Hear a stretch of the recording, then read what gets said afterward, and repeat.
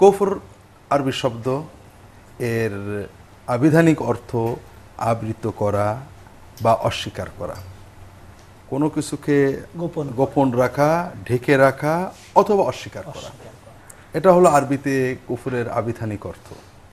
ইসলামী পরিভাষায় কুফর অর্থ আল্লাহ তাআলা অথবা তার দ্বীনের কোনো বিধানকে অস্বীকার করা অথবা অবিশ্বাস করা। হাদিস শরীফে, তার আগে কোরআন কারীমে কুফরের বিষয়ে ব্যাপক আলোচনা করা হয়েছে। আমরা আগে আলোচনা করেছি শিরক, কুফর, নিফাক, তাওহীদ, ঈমান এগুলো কোরআনের প্রধান আলোচনার বিষয়। আল্লাহর দ্বীনের কোরআন দ্বারা প্রমাণিত, সহিহ হাদিস বা মুতাওয়াতির হাদিস দ্বারা প্রমাণিত দ্বীনের কোনো জরুরি বিষয় অস্বীকার করা, এটা কুফর। এই কুফরকে বিভিন্ন ভাগে ভাগ করা হয়। ভাগকরণ প্রক্রিয়াটা বিভিন্ন ভিত্তিতে হয়। কখনো এর গভীরতার আলোকে বলা হয় কুফরে আসগর, কুফরে আকবর, বড় কুফর, ছোট কুফর। বড় কুফর মানে হলো যে কুফরি দ্বারা মানুষ সত্যিকারের কাফির হয়ে যায়, অবিশ্বাসী, অমুসলিমে পরিণত হয়। যেমন আল্লাহর কোরআনের কোনো আয়াতকে অস্বীকার করা, দ্বীনের কোনো বিধান যেটা সর্বজন বিদিত এবং সর্বজন স্বীকৃত, কোনো ইখতিলাফি বিষয় নয়, কোরআনে সুস্পষ্ট বলা হয়েছে অথবা মুতাওয়াতির হাদিস দ্বারা সুস্পষ্ট প্রমাণিত এরকম কোনো বিধানকে অস্বীকার করা, তাহলে বড় কাফের অথবা অর্থাৎ অমুসলিম হয়ে যাও, একটা অমুসলমানে পরিণত।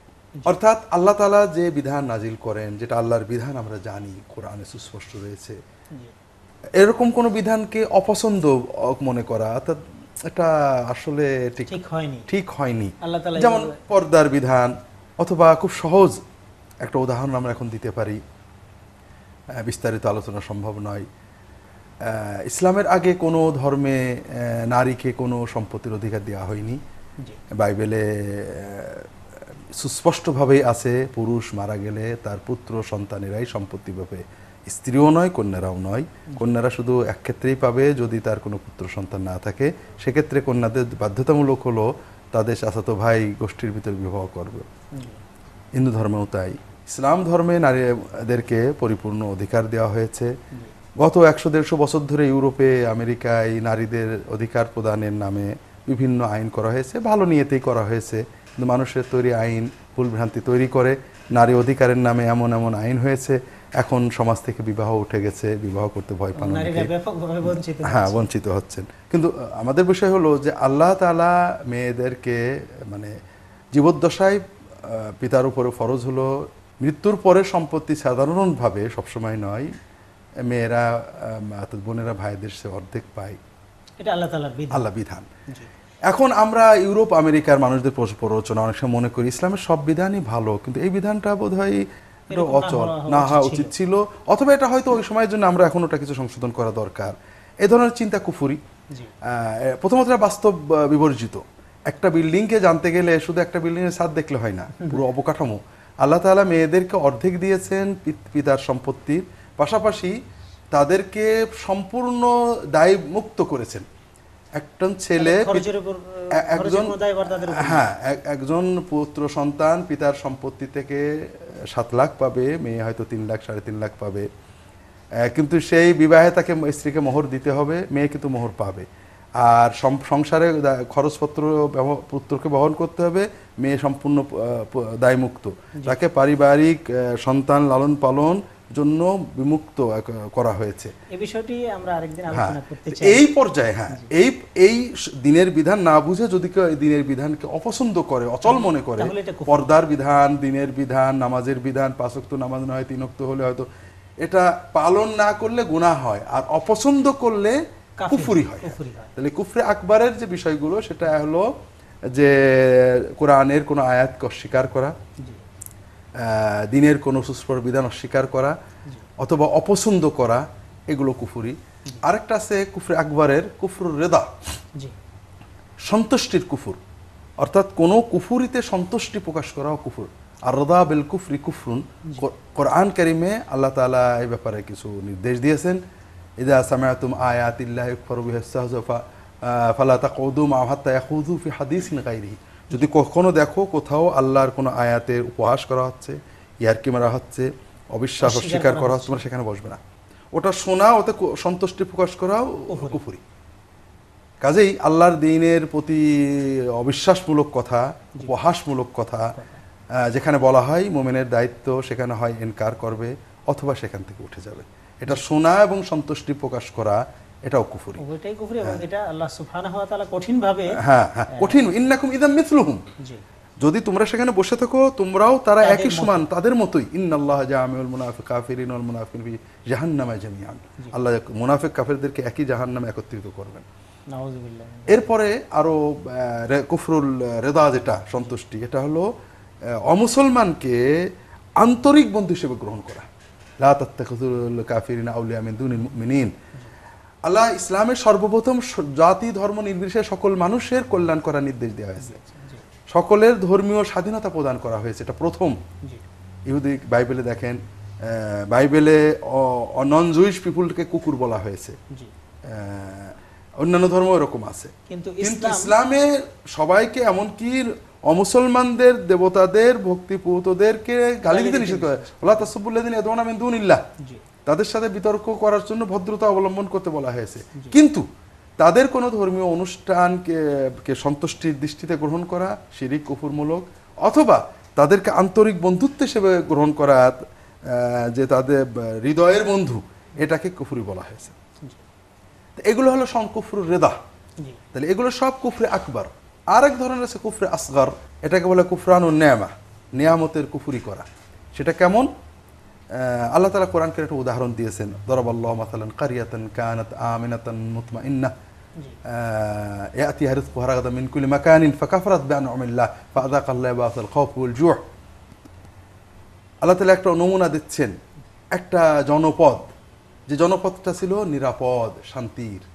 আল্লাহ তাআলা তাদের দুটো নিরাপদ দিচ্ছিলেন, সব জায়গাতে খাদ্য আসতো, খাদ্যের নিরাপত্তা আর নিরাপত্তা, শান্তির নিরাপত্তা, চুরি ডাকাতি রাহাজানি ছিল না। তারা কি করলো? আল্লাহর নিয়ামতের কুফরি করলো, অর্থাৎ পাপে লিপ্ত হলো।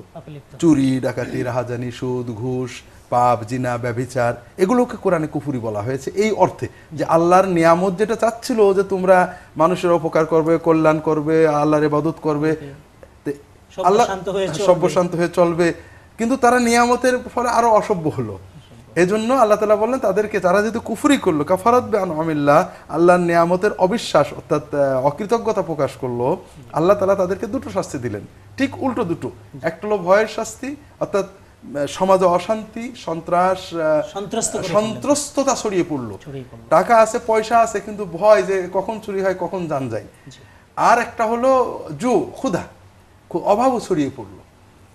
এটাও কেউ কুফরি বলা হয়েছে কোরআনে। তো এইভাবে কুফরি অর্থ অবিশ্বাস করা, এবং অবিশ্বাসের বিভিন্ন পর্যায়ে রয়েছে কোরআনের আলোকে। নাম আলহামদুলিল্লাহ, চমৎকারভাবে আপনার কাছ থেকে আমরা বিষয়গুলো জানতে পারছিলাম। কাউকে কাফির বলা, এ বিষয়ে ইসলাম তথা কোরআন সুন্নাহর দৃষ্টিভঙ্গি কি? মাশাআল্লাহ, গুরুত্বপূর্ণ বিষয়।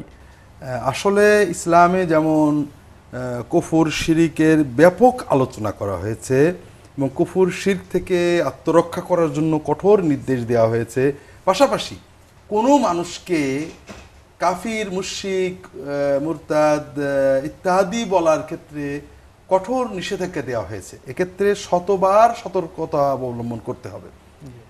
এক্ষেত্রে রাসূল পাক সাল্লাল্লাহু আলাইহি ওয়াসাল্লামের একটা হাদিস প্রায় 8-10 জন সাহাবী থেকে বিভিন্ন ভাষায় বর্ণিত, আমাদের দ্বীনের অনেক গুরুত্বপূর্ণ হাদিস মাত্র একজন সাহাবী থেকে বর্ণিত। সেক্ষেত্রে এই হাদিসটা প্রায় 8 জন সাহাবী থেকে বর্ণিত। ইদা কাফারা আহাদুকুম আখাহু ফায়াবুউ বিহা আহাদুহুমা ফাইন কানা কামা ক্বালা ওয়া ইল্লা রাজাআত ইলাইহি। যদি কেউ তার ভাইকে কাফির বলে, তাহলে দুজনের একজন কাফির হবে, অর্থাৎ যাকে কাফির বলা হয়েছে সে কাফির না হয় যদি প্রকৃতভাবে আল্লাহর কাছে, তাহলে যে তাকে কাফির বললো সে কাফির হয়ে যাবে।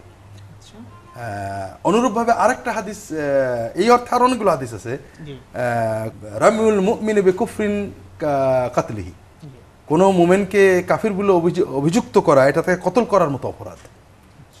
এখানে মূলনীতি হলো যে মুমিন নিজেকে সকল প্রকার কুফুরি থেকে মুক্ত রাখার জন্য, শিরিক থেকে মুক্তের প্রাণপণ চেষ্টা করবে। কিন্তু অন্য মুমিনের ইমানের দাবি, অর্থাৎ যে নিজেকে মুখে বলছে আমি মুমিন, আমি মুসলমান, তার মানে ক্ষেত্রে সর্বোচ্চ প্রশস্ততা অবলম্বন করবে, তাকে কখনোই কাফির না বলার চেষ্টা করবে। অর্থাৎ যদি কুফুরি কাজে লিপ্তও হয়, তার কোনো ওজর আছে কিনা সেটা দেখতে হবে, এবং যদি কোনো ওজর সে দাবি করে সেই ওজরটাই গ্রহণ করতে হবে, সে যদি নিজে কোনো ব্যাখ্যা দেয়। এই জন্য কাউকে কাফির বলার ক্ষেত্রে শত লক্ষ বার মানে চিন্তা করতে হবে। তবে কর্মকে কুফরি বলা যাবে, আমরা বলতে পারি অমুক কর্মটা কুফরি, অমুক কর্ম যে করবে কাফির, অমুক কর্ম, এগুলো কোরআন সুন্নাহকে বলতে হবে ইনডাইরেক্টলি। হ্যাঁ, কিন্তু ব্যক্তিগত আবু বকর, আব্দুল সালাম, আব্দুর রহিম কাফির, এটা বলার আগে শতবার চিন্তা করতে হবে। এই ক্ষেত্রে আমাদের কাছে আপনার আলোচনা থেকে একটা বিষয় পরিষ্কার হলো যে এটা কি মুসলিমদের ক্ষেত্রে প্রযোজ্য, যারা অমুসলিম তাদের ক্ষেত্রেও কি কাফির কাউকে নির্দিষ্টভাবে বলা যাবে কিনা, বা গেলে কিরকম ভাবে, আর না গেলেই বা সেটা? হ্যাঁ, এটা অবশ্য খুব সহজ ব্যাপার যে যিনি মুসলমান না, যিনি ইমানের দাবিদার, তাকে কাফির বলা যাবে না। জি। কিন্তু যিনি ইমানের দাবিদারই নন, যিনি প্রকাশ্যেই বলছেন হ্যাঁ আমি বিশ্বাস করি একাধিক দেবতা রয়েছে, আমি বিশ্বাস করি, আমি কোরআনকে আল্লাহর কালাম বিশ্বাস করি না, যিনি বিশ্বাস করি, তো কাফির তো বটেই। কাফির তো কোনো গালি নয়, গালি না। মুসলমানের জন্য কাফির হওয়া গালি, কাফির অর্থ অমুসলমান। যিনি বলছেন আমি ইসলাম বিশ্বাস করি না, তিনি তো অমুসলমান বটেই, তিনি নিজেই তো দাবি করছেন আমি অমুসলমান। এটা আরবিতে তিনি বলবেন আনা আকফুরু বিল ইসলাম, আনা কাফিরুম বিল ইসলাম, এটা তো একটা আরবি কথা। আরবিতে তিনি বলতেন যে আমি ইসলামকে অস্বীকার করি, বাংলায় যেটা বলেছেন আরবি করলে ওটাই হবে। কাজেই যিনি, অর্থাৎ এমনকি কোন মুসলমানও যদি এমন বিশ্বাসে, এটা আমরা বলতে শেষ হয়নি, যে বিশ্বাসের মানে কুফুরির ব্যাপারে কোনো কর্ম দ্বারা কোনো মুমিনকে কাফের বলতে হয় না। তুমি এই কাজ করেছো, এটা কুফুরি, তুমি কাফের। কিন্তু তিনি যদি সুস্পষ্ট বলেন যে আমি কোরআনের আয়াত মানি না, আমি ইসলাম মানি, 5 ওয়াক্ত নামাজের ফরজ বলে মনে করি না, এটা পড়লে ভালো, অথবা আমি এইটা শরীয়তের অমুক বিধানটা আমি মানি না, যেটা তিনি যদি প্রকাশ্যে কুফুরির ঘোষণা দেন, তাহলে তাকে কাফির বলা যেতে পারে। তবে যদি কোনো ওজর থাকে সেটা অন্য বিষয় আর কি। কাজেই কোনো কর্মের কারণে, সন্দেহের কারণে, অথবা ঘুরিয়ে ফিরিয়ে ব্যাখ্যা সাপেক্ষ তুমি এইটা বলেছো তার মানে তুমি নবী মানো না, তুমি এইটা বলেছো বোঝা গেল তুমি কোরআন মানো না, এই ধরনের ব্যাখ্যা সাপেক্ষ এইটা মানেছো তুমি আখেরি নবী মানলে না। ব্যাখ্যা সাপেক্ষ কাউকে কাফের বলা নয়, ব্যাখ্যা সাপেক্ষ কাউকে মুমিন, সর্বাত্মক চেষ্টা করতে কোনো ব্যাখ্যা দিয়ে তাকে কিভাবে মুমিন বলা যায়, যে নিজেকে মুমিন দাবি করছে। এ ধরনের হাদিস শরীফ অনেক উদাহরণ নমুনা রয়েছে। এই ক্ষেত্রে যারা বিভিন্ন পাপে লিপ্ত, এই পাপীদের ক্ষেত্রে যদি দেখা যায় যে পাপটা কুফরিমূলক, এই ক্ষেত্রে আমরা কি করতে পারি?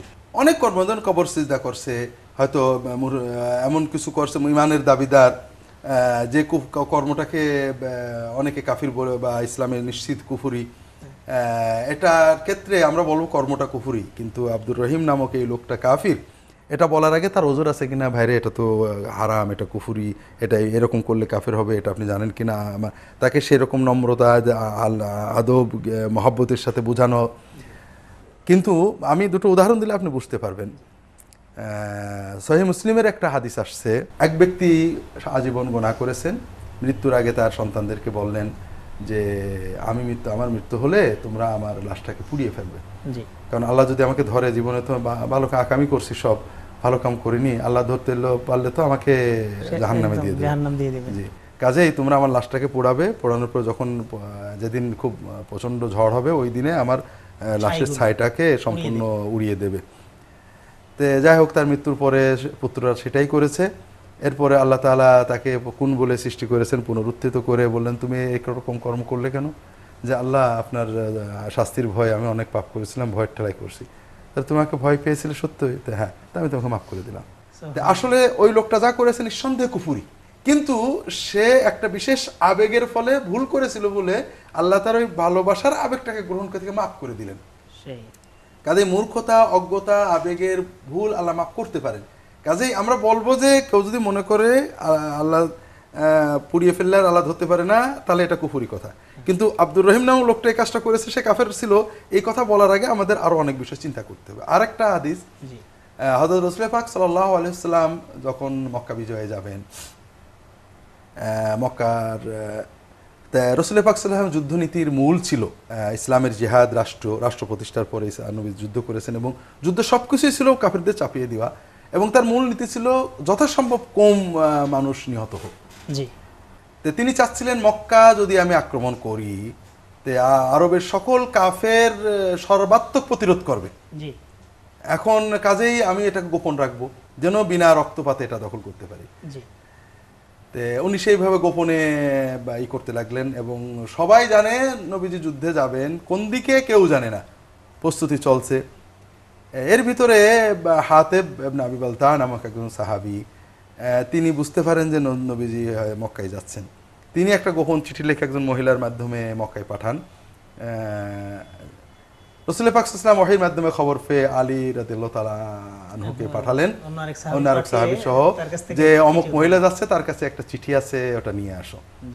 ওনারা মহিলাকে ধরেছেন, ইন্টারোগেট করেছেন, মহিলা স্বীকার করে না যে আমার কাছে কোনো চিঠি আছে। তখন আলী বললেন, দেখো মুহাম্মদ সাল্লাল্লাহু আলাইহি ওয়াসাল্লাম মিথ্যা বলেন না, তুমি হয় দাও, নাহলে তোমাকে আমরা চেক করতে, বডি সার্চ করতে বাধ্য হবো। তখন মেয়েটা চুলের খোপার ভিতর থেকে ওটা বের করে দিয়েছে। চিঠিটা নিয়ে ওনারা চলে এসেছেন। চলে আসার পরে ওটা দিয়েছেন, হাতে লিখেছেন যে আমার মনে হচ্ছে মুহাম্মদ সাল্লাল্লাহু আলাইহি ওয়াসাল্লাম মক্কায় যাচ্ছেন, তোমরা এই ব্যাপারে এই করতে পারো। তো এই যে কাজটা হাতেব করছিলেন রাদিয়াল্লাহু তাআলা আনহু, নিঃসন্দেহে কুফরি। এটা লা তাকুনুল্লাহ ওয়া রাসূলুহু, আল্লাহ কোরআনে বলেছেন রাসূলের আমানতের খেয়ানত করেছেন। তো এই কর্মটা এবং পুরো মুসলিম রাষ্ট্রের সাথে অবিশ্বাস করেছেন। তো সঙ্গে সঙ্গে হযরত ওমর বললেন, ইয়া রাসূলুল্লাহ, আপনি আমাকে অনুমতি দেন, আমি এই কাফেরের গলা, মুনাফিকের গলা কেটে দেই, উড়িয়ে দিই। রাসূল পাক সাল্লাল্লাহু আলাইহি ওয়াসাল্লাম বলেন, না, তুমি কেন করেছো বলো তো? ইয়া রাসূলুল্লাহ, আমি কোনো কুফরির জন্য করিনি, আমি ইয়াকিন রাখি যে আল্লাহ আপনাকে বিজয়ী করবেন, কিন্তু মক্কায় আমার কোনো আত্মীয় নেই, আমি বিদেশি লোক, মক্কায় বসবাস করতাম, আমার আওলাদুল্লাহ সেখানে রয়েছে, কেউ তাদের দেখে না, তা আমি তো জানি আপনি বিজয়ী হবেন, কিন্তু আমার এই চিঠির কারণে যদি আবু সুফিয়ান একটু আমার ছেলেপেলেগুলো একটু খেয়াল করে রাখে, এই জন্য দিছিলাম, আমার ভুল হয়েছে। তখন রাসূল পাক সাল্লাল্লাহু আলাইহি ওয়াসাল্লাম বললেন যে তার কথা ঠিক, তার ওযরটা উনি গ্রহণ করলেন, ম্যাজিক, আর দ্বিতীয় কোনো অ্যাকশন তিনি জানলেন।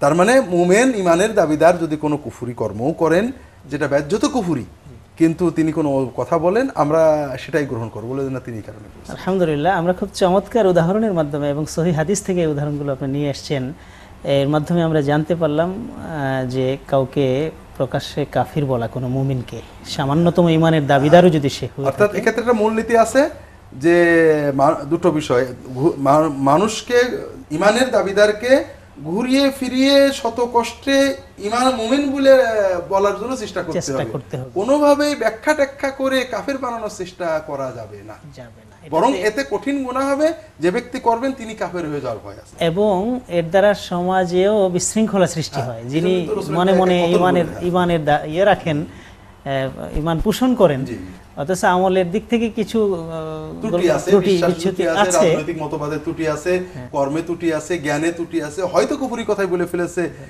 কোরআন হাদিসের বিরুদ্ধে, পর্দার বিরুদ্ধে বেফাস কথা বলে ফেলেছে, আমরা বলতে পারি যে এই কথাটা কুফরি, কিন্তু এবং এই কাজটা কুফরি, এই কাজটা করলে কাফের হয়ে যাবে কেউ যদি করে, এইভাবে আমরা কথাগুলো বলবো। আল্লাহ তাআলা আমাদের তৌফিক দান করুন। আপনি চমৎকারভাবে এই বিষয়গুলো আমাদেরকে পরিষ্কার করলেন, আমাদের অনেক ভুল ধারণা দূর করে দিলেন, আমাদেরকে সময় দিয়েছেন। আল্লাহ তাআলা আপনাকে জাযায়ে খায়ের দান করুন। ওয়া ইয়াকা, বারাকাল্লাহু।